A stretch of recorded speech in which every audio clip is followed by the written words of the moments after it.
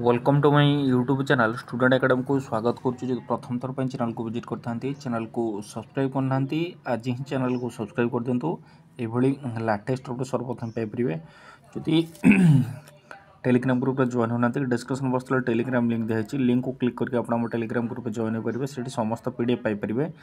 पाखे bell icon को दबाई ऑल नोटिफिकेशन ऑन करदे समस्त अपडेट सर्वप्रथम पाइपर। वीडियो जब भल लगी था लाइक करदे सहित अधिक अधिक मात्रा शेयर करदे। देखो आउटसोर्सिंग स्थायी जो थी कि मुख्यमंत्री आलोचना वर्तमान देखिथे जो रिसेंट किछि दिन तले मुख्यमंत्री जो जाइथिले जो आप बलांगीर गस्तर जो जाइथिले जो देखिए बलांगीर गस्तर जो मुख्यमंत्री थिले सेठी गोटे उद्घाटन होबार थिला जहाँकि मुख्यमंत्री सहित जो आउटसोर्सिंग कर्मचारी सेठिकार अछंती जो बलांगीर अछंती ता सहित बलांगीर जो प्रेसिडेंट जी अछंती जो देखिबा प्रत्येक जिले में जन जन प्रेसिडेंट अछंती सेम देखिबा जदि बलांगीर जिलार एठी आपण देखि पारथिबे आउटसोर्सिंग कर्मचारी चाकरी नियमित दाबी जहाँकि एठी दाबी सेही गोटे जिनस कि आउटसोर्सिंग जो कर्मचारी अछंती सेमानकर चाकरी को नियमित करा जाऊ।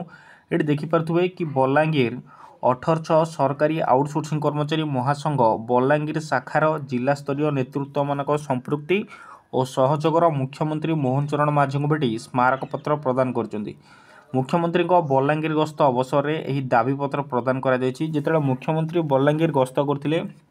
बलांगीर जो आउटसोर्सिंग कर्मचारी अच्छा मुख्यमंत्री को दायीपत्र देते सहित मुख्यमंत्री कहते आउटसोर्सिंग समस्या को शीघ्र समाधान कर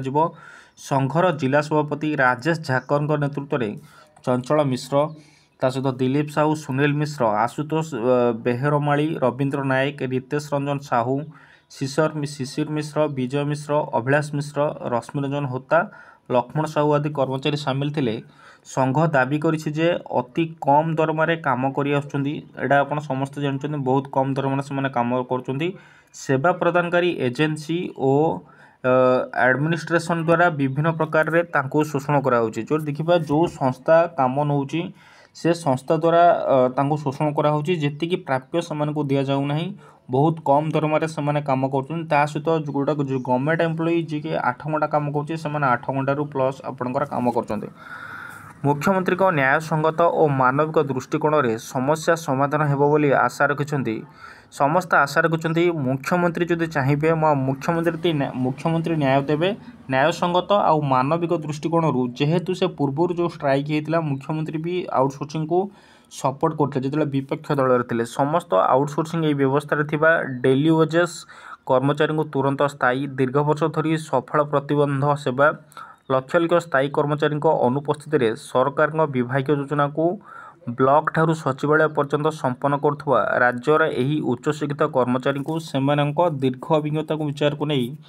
स्थायी कर्मचारी मान्यता दि जाऊ श्रमजीवी मनीषों प्रति न्याय प्रदान करा जाऊ बोली दाबी करा जायछि। आलोचना चली खूब शीघ्र एने सरकार निष्पत्ति नेबे बोली मुख्यमंत्री कहितबा संघ सभापति राजेश झाकर कहते। मुख्यमंत्री को ये आप देखिपे फोटो देखिपे मुख्यमंत्री को आउटसोर्सिंग कर्मचारी ये फूल तोड़ा दौरान सहित मुख्यमंत्री कहते कि आलोचना चली खूब शीघ्र से दाबी पूरण होगा जाऊँगी जहाँकि मुख्यमंत्री को देले दाबी पत्र आउटसोर्सिंग कर्मचारी को स्थायी कर ये भी सही आपंकर बलांगीर जिलार सरकारी आउटसोर्सिंग कर्मचारी ये सीधा सड़क भाव में देखिपे ये जो फोटो अच्छी ये फोटोरे मुख्यमंत्री को किसी आपणकर कर्मचारी जाकि भेटी आउ किछि समय माने बहुत कम समय से सहित कथा होते जहाँकि मुख्यमंत्री कहते कि खूब शीघ्र आपणकर आउटसोर्सिंग कर्मचारी कथा विचार निया घोषणा करा इनफॉरमेशन। Thank you.